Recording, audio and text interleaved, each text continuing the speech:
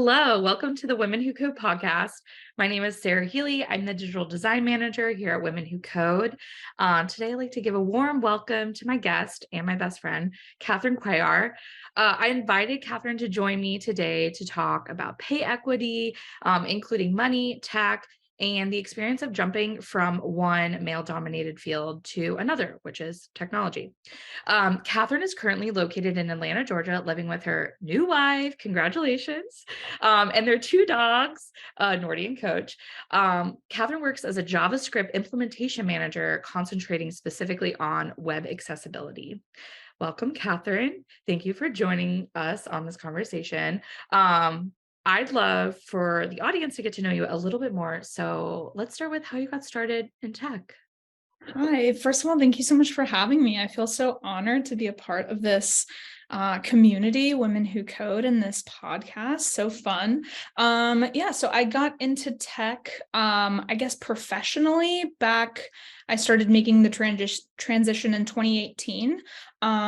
But I got my first actual job in the industry in 2020. So it's still relatively new to me. But I found myself sort of wanting something more in my professional life and realizing that I wasn't really learning anything new anymore and wanted that to change, which is why, in tech, especially in software engineering, I'm never going to know everything. So that was the most exciting thing to me, that I could potentially just always be learning new things.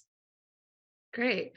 Do you want to tell us a little bit about your current job and just the day-to-day duties that entail with it? Yeah. So I currently am the JavaScript Implementation Manager. I manage a team of about 20 developers contracted. Of those 20, really probably 14 or 15 are actually working, more than 1 or 2 days a week. So like part-time to full-time. And my team's job is to write JavaScript remediations for client sites to make their sites more accessible to people who use assistive technology. So whether that is a screen reader or if they use just a mouse or a keyboard to navigate, if they are visual users, our software helps the client websites that we're a part of become more accessible to those people who use those technologies, so that it is easier for them to navigate, so that they're able to, interact with everything that a visual mouse user is able to interact with. And my team's main job is sort of going through each individual client site, finding those issues of web accessibility, finding the things that are inaccessible, and writing JavaScript remediations to fix them. Sounds cool. I know just from personal use, because I do know a lot about you already, but I know that web accessibility, I'm just going to say, I feel like it is important to you in general, just because your background, you're very passionate about just accessibility in life in general, whether it's through like ASL or, anything like that. But do you want to tell us a little bit about what do you love most about your job, especially working with web accessibility? Yeah. So one of the big things I think was so tough in my old career, in my old job, especially in the last job that I had, was that I feel like I wasn't making a positive difference in anyone's life. And with web accessibility, the work that I get to do every day, sure, I'm paid a salary to do it, but above all, I feel driven to do my work because I'm making changes on client sites that will positively affect a user's experience and potentially increase the number of users that are able to actually interact with the sites that I work on. It's a huge sort of barrier, especially after the pandemic, when everyone went super digital incredibly quickly. There were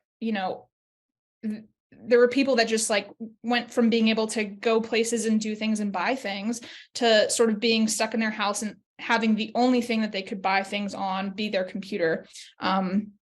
Screen readers can do a lot of things, but only with what they're given. And a lot of times, because there's so many ways to build a website, there are a lot of ways to build it incorrectly. So, or at least in a way that a screen reader doesn't understand. And so what I get to do every day, I know is actually making a difference in people's lives, which was a huge help to me personally, just as a person who cares about the impact that I'm leaving on the world. I don't want to work for a company for the rest of my life that only just wants to make money and makes people's lives worse. It is important to me. So that's the thing I love the most about the company I work for and web accessibility in general.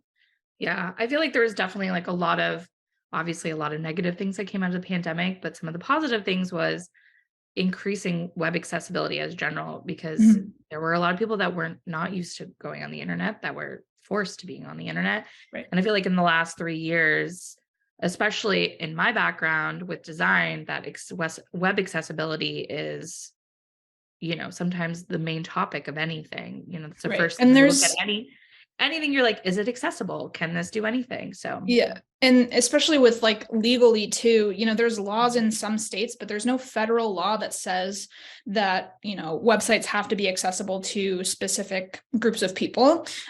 So I know that California is one of the states that has like state laws that, lay out the fact that, all websites have to follow these specific guidelines. So it's definitely something that people are looking more into. There's been talks about federal laws, and the increase in number of lawsuits for people is huge, and that's a big part of what my company does as well. Is for our clients reviewing those lawsuits and basically debunking them, making sure that the claims in the lawsuit are valid and fixing the issues that are valid and, pointing out the fact that some of the claims are invalid. yeah, no, that's true. I mean, we always say like tech for better good. And I feel like web accessibility is kind of the first place to start. Yeah. So to kind of circle back, the main reason why I brought you here today was to talk about, we are right now in the era of equal pay day was just a couple weeks ago. And Women Who Code has an equal pay survey going out until the end of April or beginning of May, something like that. But in general, I wanted to bring you here because outside of this, we talk a lot about pay equity, the two of us. And it kind of, what really sparked me, it began with how you mentioned being promoted to management in a short amount of time. And one of your male colleagues, that was your former manager, recommended you for it. So let's start there. Do you want to tell us a little bit about that experience, how you kind of rose to management short, and then we can go further into it? Yeah. So when I started at my company, I was actually one of the first contractors for that position that they had hired. It used to be a salaried position. The pandemic happened. They restructured the organization, and then they decided to make that position contracted. So I was the first contractor actually that they hired for that new team. The team at the time when I was working on it, at its largest, was 7 or 8 people, and then my manager, who was a salaried employee. I was doing the development work for a while. I figured out pretty quickly that I was like understanding the concepts really quickly, and I think my manager recognized that. So I started becoming the person that would do the larger sites, the harder projects, the tougher implementations. And then he got his sort of dream job in fintech, and said, I wouldn't feel comfortable leaving this position if I didn't have somebody that I knew could do this job. And that's you. Do you want to interview for this? And at the time, obviously it was contracted. I didn't have health insurance. And so I was like, I can't really turn down, like, even though I for sure didn't feel like a manager at all, I was like, why the hell are you like asking me to do this? I couldn't turn down the opportunity. So I interviewed for it. And are we talking about the like salary in general? Yeah, I know. Well, I don't want to get straight into it, but we might as Okay. well. I Yeah. know that like obviously you were moving from contract Right. to a salary position. Right. And how did you start? Did you ask him straight off the bat, like, how much does this position, like, obviously he was in it. So did you straight off the bat just say like, how much is the salary for this? Like, how much I are you give making I for this give position? him a ton of credit. He was incredibly transparent with me. He was like, I want you to interview for this. When it comes time to negotiate salaries, straight up, I make 90K. Like, you should ask for 90. Don't go for anything lower than that. Like, they should be able to meet you where you're at, because that's what I make now. So that's what I was able to do. Like, thankfully, had he not sort of given me that information, or if he was, a lot less transparent about that, I would have just sort of been shooting in the dark. Like, I had obviously no management experience in tech at that time. So I didn't even know what the possibilities were, especially with the amount of technical experience that I had. I had only been a contractor with the company for about 10 months. So like less than a year, going on a year, but still like not a ton of time. And so I give him so much credit for that. And then when I ended up asking for that amount of money, they countered with $10,000 less. So they countered with $80,000 for a job that he had just been doing for, that amount of money. And the reason they told me why they couldn't offer me 90 was because of the fact that he had more experience than I did. And I was like, okay, I get that he has more management experience in this company, in this position, for sure. Like, he was this manager for 3 years in this position. That's fine. And then also at the time, I didn't really have an option to say no to $80,000, as a salary. That was more money than I had ever made in my life. And it also came with health insurance and paid time off and, all of the benefits that come with being a full-time employee. Did you look up when he kind of started like, playing around with this idea of you applying for this position that he was leaving? Since this is such a niche like sector of tech, Mhm. um, because you're managing, you're managing developers underneath of you, Right. and it's in web accessibility. You're working with a specific program, JavaScript. Did Mhm. you look into like what the common salary was for management with those specific details? Was it I around didn't the price that he was getting paid? I didn't do too much research, only because the position, like you said, is so niche. Like, I knew I was going to be managing developers. That's one thing, but I also was going to have to be training developers. It's also, project management stuff. So I have to keep track of sort of everything that everyone's doing and making sure that they're meeting the timelines that are expected. And so it was a combination of a lot of things, but I did know when they offered me the 80 that most of the reason why they were offering 80 is because they knew that I didn't have the experience to be able to sort of stand up for myself and be Yeah. like, I'm not taking 80, like, I will do this for more. Yeah. They did offer, along with the salary, there are quarterly bonuses based on if you hit metrics or not. And so they were like, well, you'll have the opportunity to make, if you meet all your metrics, you get all of your 100% of the bonuses that we offer, it'll be about 88, which is close enough to the 90 that you Yeah. offer. Yeah. But then now that I think about it, I'm like, okay, well, if he was making all his metrics, he would have been making $100,000. So like, Exactly. Yeah. what's it was just something Everybody that needs to like know in what in his. in my like inexperience of being able, and also I honestly had never negotiated a salary before in my life. I didn't Yeah. know that that was a thing until Yeah. I had already accepted the position, and one of my friends was like, "You didn't negotiate that?" I was like, "Oh, I didn't realize you could." I feel like that's such a taboo thing, which now we're in this new generation where it's like we need more transparency on pay, For and sure. it shouldn't be so taboo to negotiate. I mean, also, if it's a position, I think like no matter what, however much like experience you have, if you could do the job, you could do the job, you should be getting paid Right. the same amount that someone else was doing the exact same job. Exactly. Now, I don't want to get ahead of ourselves, but I do know, can you tell us, this will kind of maybe shock the audience a little bit, but um how many people were on your team when he was leaving versus When he where we're working left, with that? including myself, there were 8 contract developers and him. as the Were manager. they So all team of total of male? 9, including the manager, but eight contractors. And they were all men. All men except for me. Yeah. Okay. So 7 men and 1 woman. And so now, okay, so now you're in this, you did, spoiler alert, Katherine did get the position. I got the job and I accepted the salary. Accepted the salary. So, what are kind of like your expectations versus, I guess, reality? You're now in this position, you're a manager, an implementation manager. What are some things that you've learned now? You've been in this position for almost a year now, correct? Almost 2 years. I'm going Almost on 2 like years. Okay, a year and 8 months or so. Okay, so over 2 years. So what has been kind of from where you started to where you are now, as far as how we ask for a raise? What's the workload been like? Can you talk a little bit more about that?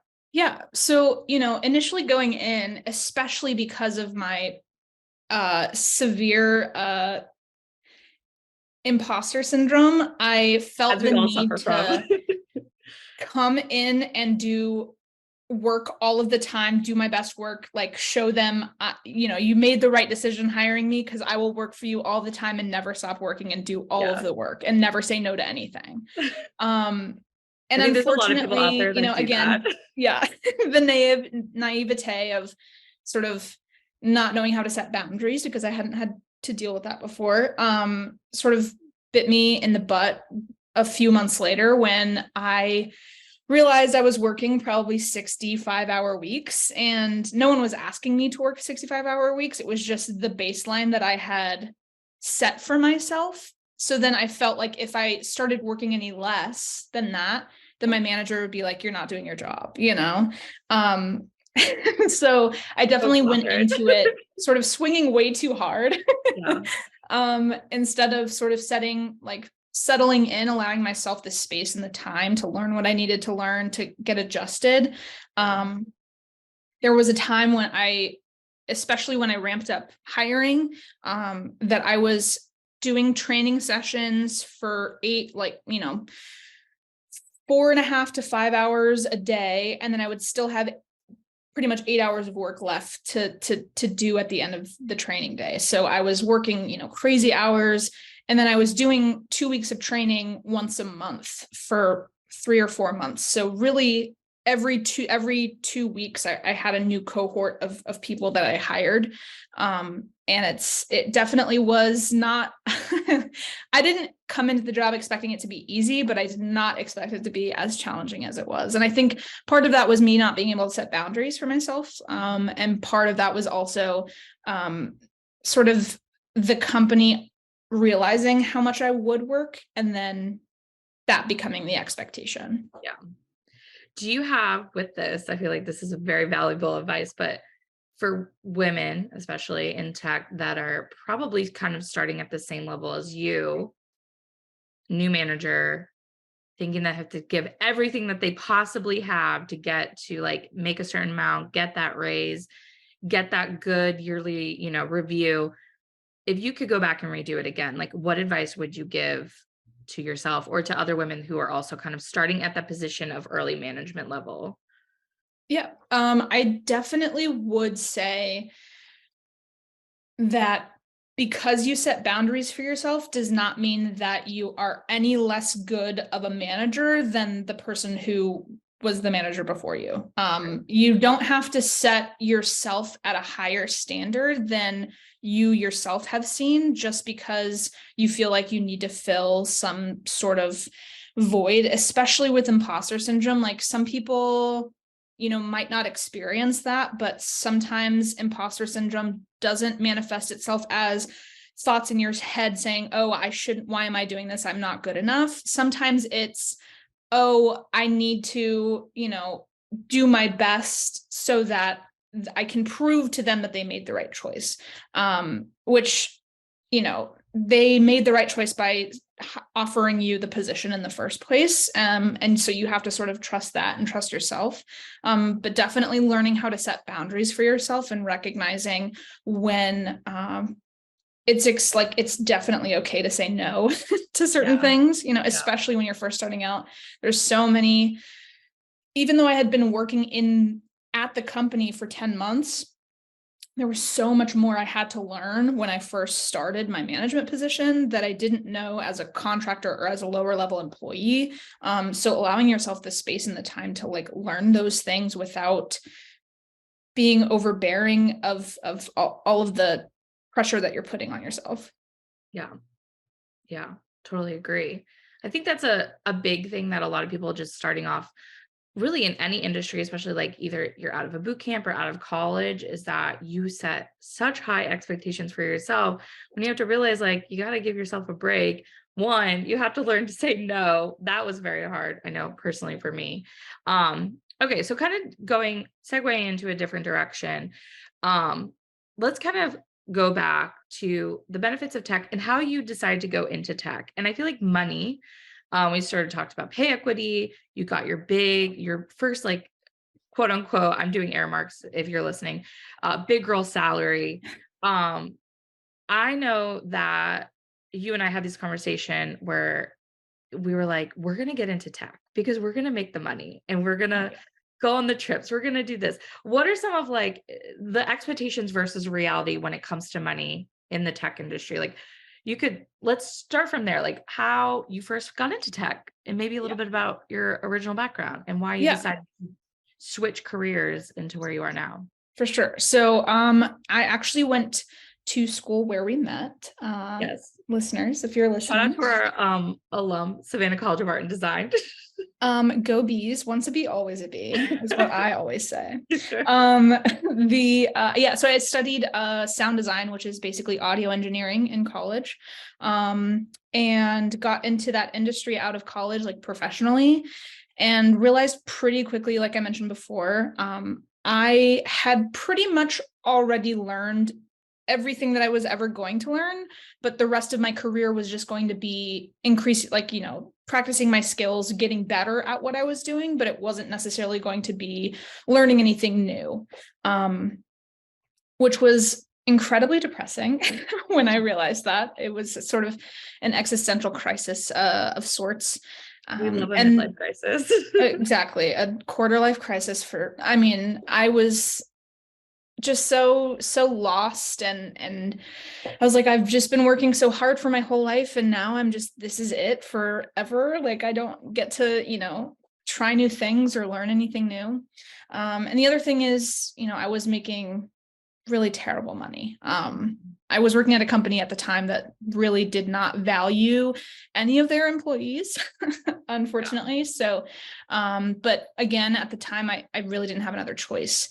But as far as like the expectation of tech, obviously, tech is this sort of elusive thing where there's huge companies like FANG companies. When I first found the boot camp, which I can get into in a little bit, that I took, I was like, oh, I'm going to take this boot camp. I'm going to be an engineer. I'm going to work at a FANG company. I'm going to make 6 figures. It's going to be the best.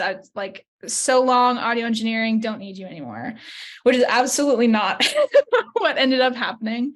We're almost there though. The 6 figures are right around the corner. We're pushing 6. We're pushing 6 now. So, so I sort of, had this existential crisis, realized that I wanted to make a change, and decided I had to invest in myself, like monetarily, and took out a loan and, pretty much emptied my savings on top of taking that loan out, in order to join a boot camp. The boot camp that I took was at Georgia Institute of Technology.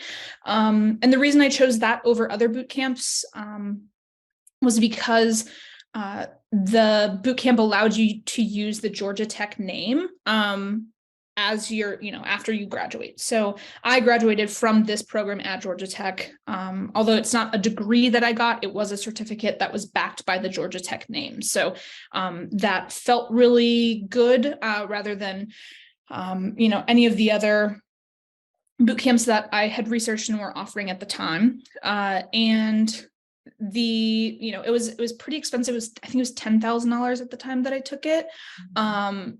Which I think expensive for me, at least. I think that's like that's kind of a common price, like with other, especially in Atlanta, other boot camps. That's around the same I think that was the cheapest option Yeah, it almost. was the cheapest option. I think General Assembly at the time was around 12.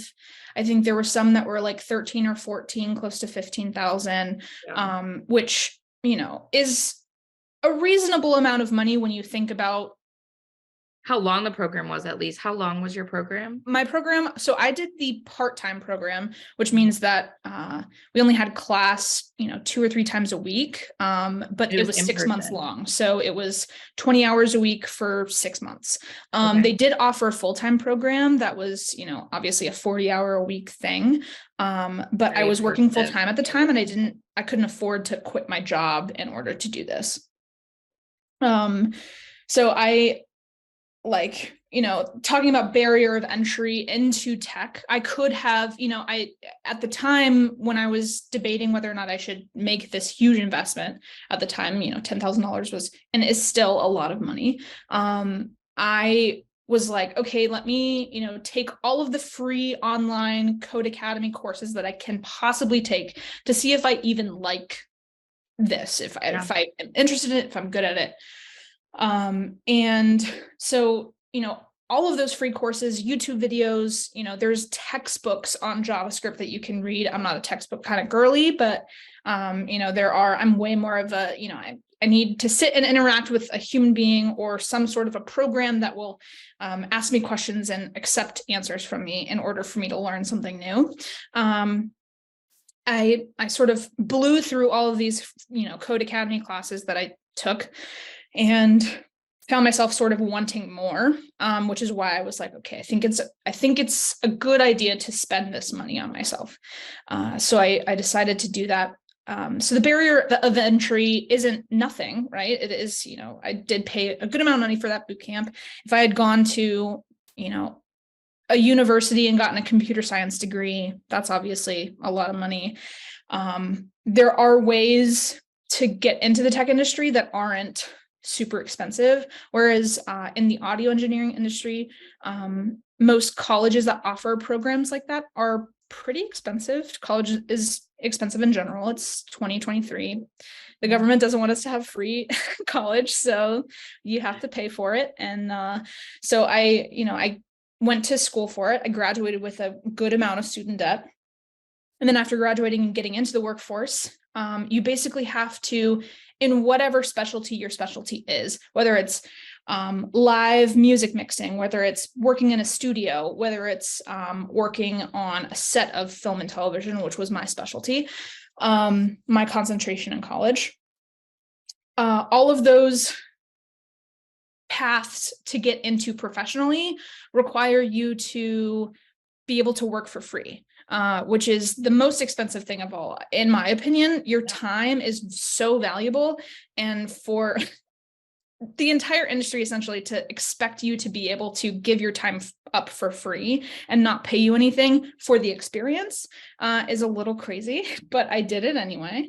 I feel like that's such a thing with art school. It's like, but it's for the experience. Oh It's for yeah, your resume. exactly. So Never ending. I couldn't afford to, and it was I was super jaded for a while because I had found this thing that I really loved. I loved the 4 years in college I spent working on it and studying it and getting better at what I was doing.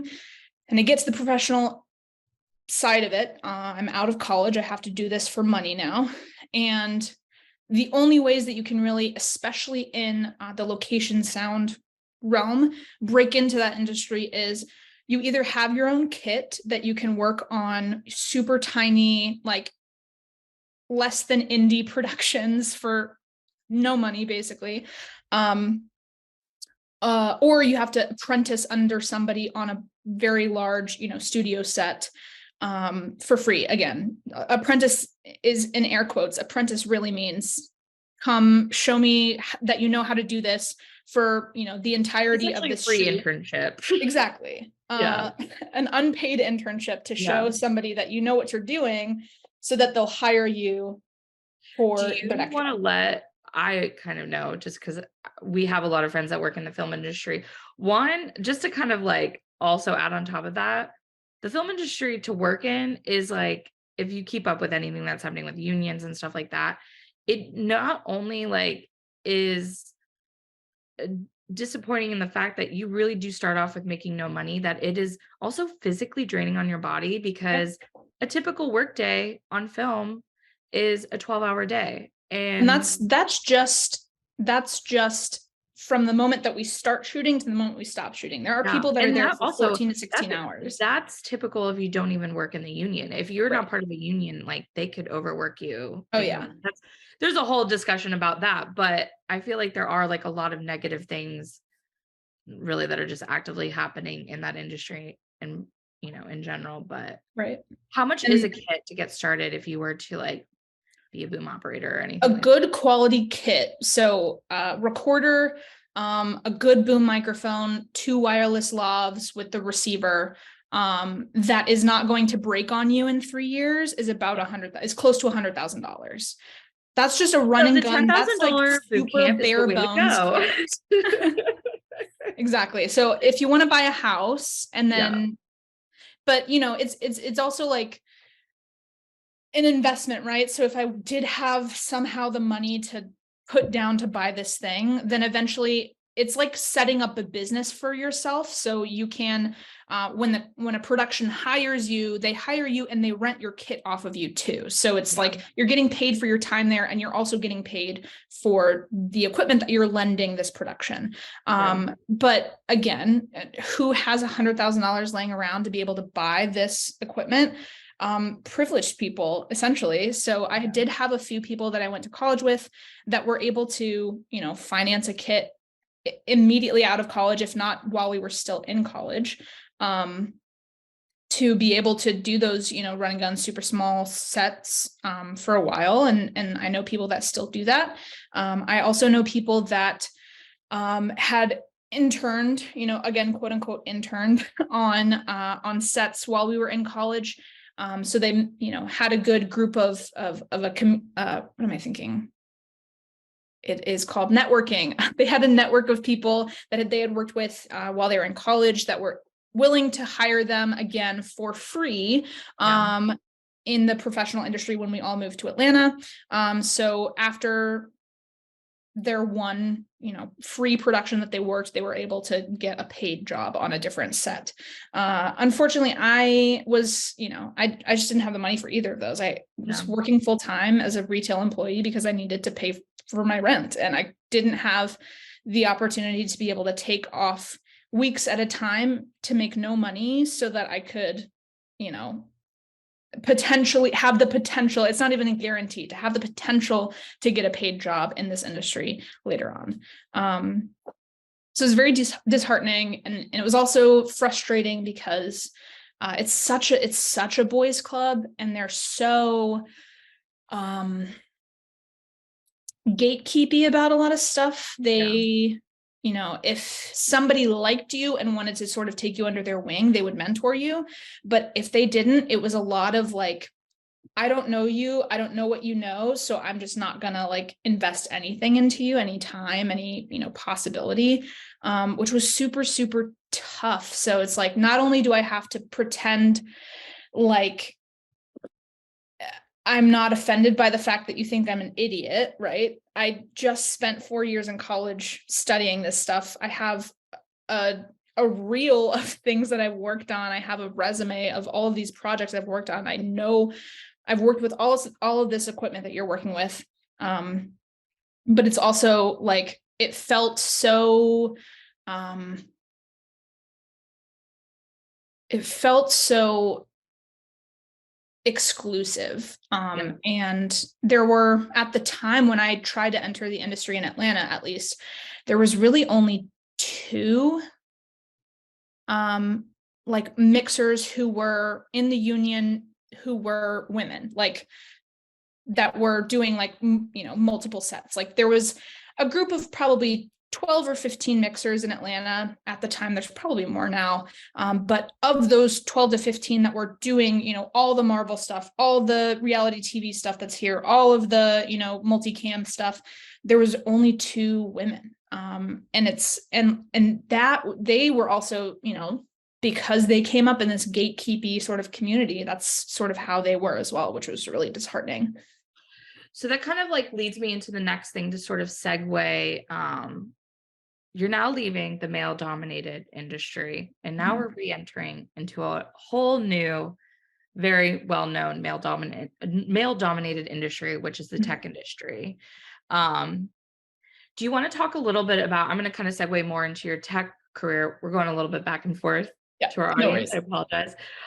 But I do want to kind of segue into, um, after leaving the film industry and the audio industry, sound design industry, you're now into this new one, and we're here to find community. I know that one thing, in fact, that you did as a manager, you hired more women. But I want to talk a little bit about, like, have you found a community within the tech industry, especially with women? And then what it's been like as a manager. Now you kind of have full control to kind of eliminate this whole gatekeeping situation. And it's no longer a boys' club. It's now a girls' club. It's now a women's Exactly.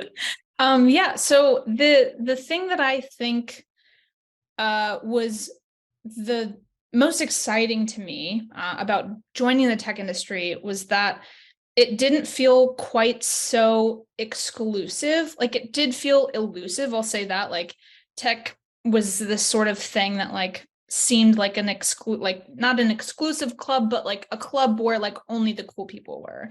But then Yeah. when you actually start trying to break into the tech industry, you realize how sort of far reaching the community is in general. So it's not just software engineers and that's it. There's like a whole other realm of people who do different jobs, who so because it's not just that one specific thing where you have to know all of this specific information, I feel like the tech industry in general is a little less gatekeepy. Mhm. That being said, I have had interviews, in the past where uh, I feel like I'm in the interview and the entire time one of the people is just trying to trip me up and show me that they know more than me, which Yeah. like obviously you know more than me. I'm a junior engineer, like duh. um, but in general, the people that I've found the most community with and the most willingness to share experiences and to share knowledge has been other women in tech. And that's not to say that there aren't men that I've found, support from. My manager, who was in the manager position before me, who offered me this position, has been such a great, resource for me, has helped me with, not only the position that I'm in now because he had the experience, but also helping me expand my horizons and like, keeping me up to date with different platforms that he's working on and stuff like that. My current manager in my position now, my boss, has been nothing but a champion for me and within the company, which has been so nice. But I feel like because it's traditionally a male-led industry, I feel like there's just a little bit more of a camaraderie between between women and the other, non-binary folks that are a part of of the tech community. Yeah, it's true. Um, I mean, it's good to have. I think from my personal experience of talking with so many women and gender nonconforming people, like, within the tech industry, is that really to kind of overstep the whole, what was traditionally was like a bro club, really, Right. back in like the Silicon Valley days, and was such a male dominated thing, is just like finding mentorship and like really harboring that, like, a strong mentor to have, to Mhm. kind of lay out a path for you, whether it's a man, whether it's a woman, whether it's whoever, your Mhm. manager, your manager's manager. I think that is like the most important thing to kind of break through the barriers of tech, is just finding a mentor or Yeah. being a mentor and kind of like helping, having that sort of quote unquote buddy system Yeah. within it. Okay, so we talked a little bit about, you were transparent with your pay. You started making $80,000, which was a significant increase compared to what you were, when you were working in audio engineering. Um, which I feel like this is a very, a big thing in anyone who enters the tech industry. There's a little bit of a lifestyle change. Do you want to talk about maybe you had more access to a 401k, you could finally start contributing to that. Also, your lifestyle changed a little bit about that. Do you have any financial tips or any tips in general that you want to touch on related to those? Yeah. So I'll be transparent too. As an audio engineer, the last job I worked, again, mentioning that they did not value me as an employee. I think the most I ever made there was probably 35K a year. So going from that to contracting, I was the way that they pay it out wasn't per hour. So it wasn't a guaranteed amount of money. It was per task completed. So, but with that sort of structure, I was on track to make probably close to 60,000 a year. Again, like double what I was making before, even before I got this management position. That being said, obviously I was a contractor, so I didn't really have, all of the benefits of being a full-time employee. But when I got this management position, 80K, again, $50,000 more than I was making at my last salaried position. And definitely a lifestyle change. I wouldn't say I was able to buy a house and a new car and, pay off all my student loans. That's not true.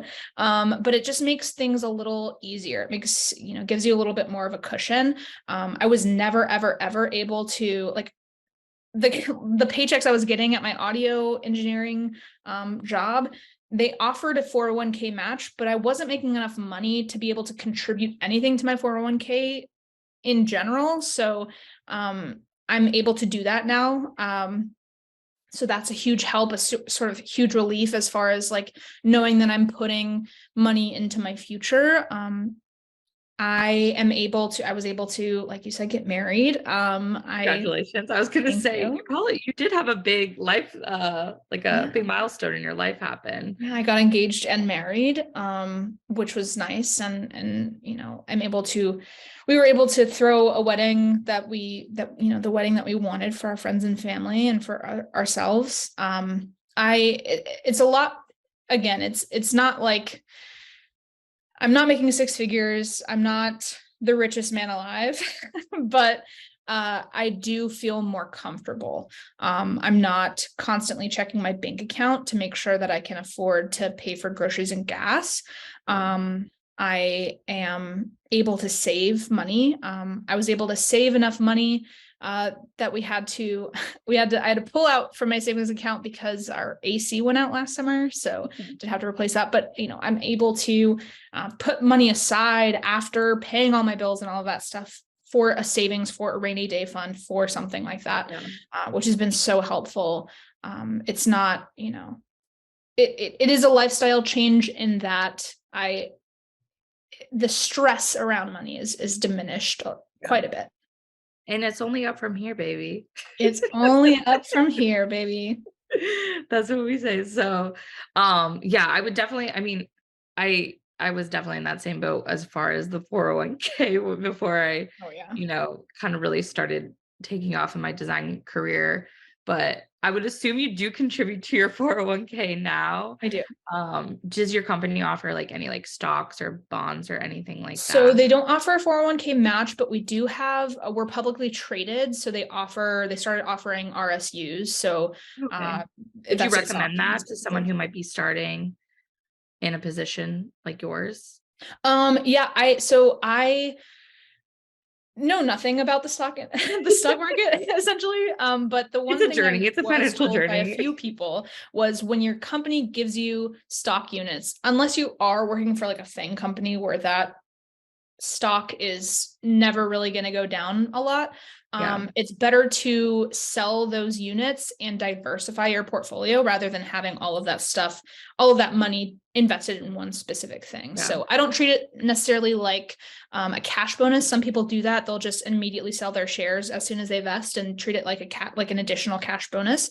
Definitely down for that too. But because I wasn't able to contribute to my 401k for so long, I do half 401k and then half in just a diversified investment portfolio. That's smart, especially when you live the life of not having it. Well, thank you so much. That was very valuable information. I know that there's a lot of people who are Probably they are definitely career transitioners from maybe even a low level tech career position. Now in a management, they have this opportunity to have access to this, these benefits that they might have not been able to have before. Perfect. So thank you. So do you have any pro tips for women in tech? It could be financial related. It could be really anything, but I'd love to hear what you have to say. Can I have more than one pro tip? Yeah, absolutely. Beautiful. Pro tip number one. A lot of sort of entry level positions in tech are contract based, which means you are not going to be an employee of the company you're working for. You're going to be an employee for yourself. If you have the opportunity, start an LLC for yourself so that you can work as a contractor under that LLC. So you separate your finances from your personal self so that, if eventually, if you go bankrupt, they can't take your home and your car away from you. They just take the assets of your LLC. Obviously worst case scenario. Also be aware of like the taxes as you're a contractor. I had never worked as a contractor before. But as a contractor, I definitely was sort of not slapped in the face, but I realized exactly how It's much. a bit of a wake up call. Oh yeah, a bit of a wake up call with how much differently contracted workers are taxed than if you have a W-2. So keep that in mind. Another pro tip, I think I'm just going to harp on it again: set boundaries for yourself. Be okay with saying no. Like, you saying no to something does not mean that you are a bad employee, doesn't mean that you are going to get fired. Like, you are well within your right to say no to something.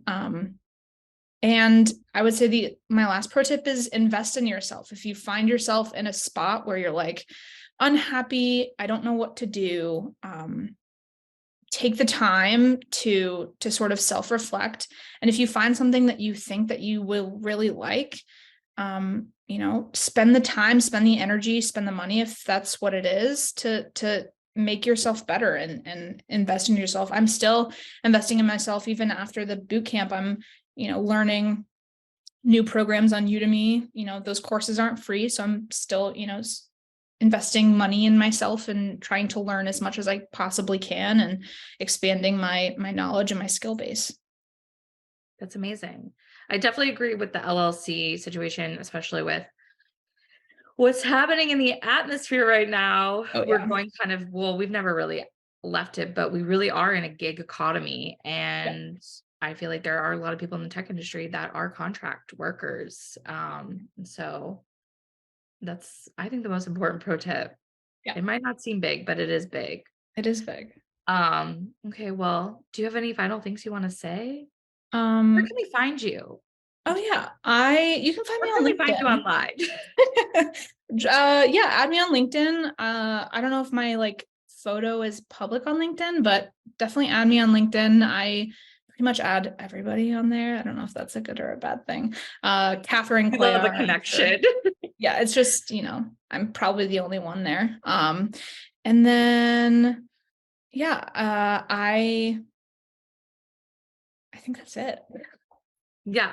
Professional LinkedIn. You can find Katherine Cuellar, Cuellar, Yes. on LinkedIn. And I'm sure that she would love to talk to you more about your journey in tech. Well, thank you so much for listening to the Women Who Code podcast. You could share your story through our equal pay survey that's currently happening. You could take the Women Who Code equal pay survey at www.code.typeform.com/equal pay 2023. If you're looking to be part or support the Women Who Code community, join, volunteer, and/or donate at womenwhocode.com. And finally, if you might be interested in a position in either web accessibility or looking for a contracted developer job, you can visit our job board. I know we have a few out there for job postings that are created for candidates just like you, and definitely include pay transparency, which is very important. And you can visit womenwhocode.com/jobs. Thank you so much for listening to the Women Who Code podcast.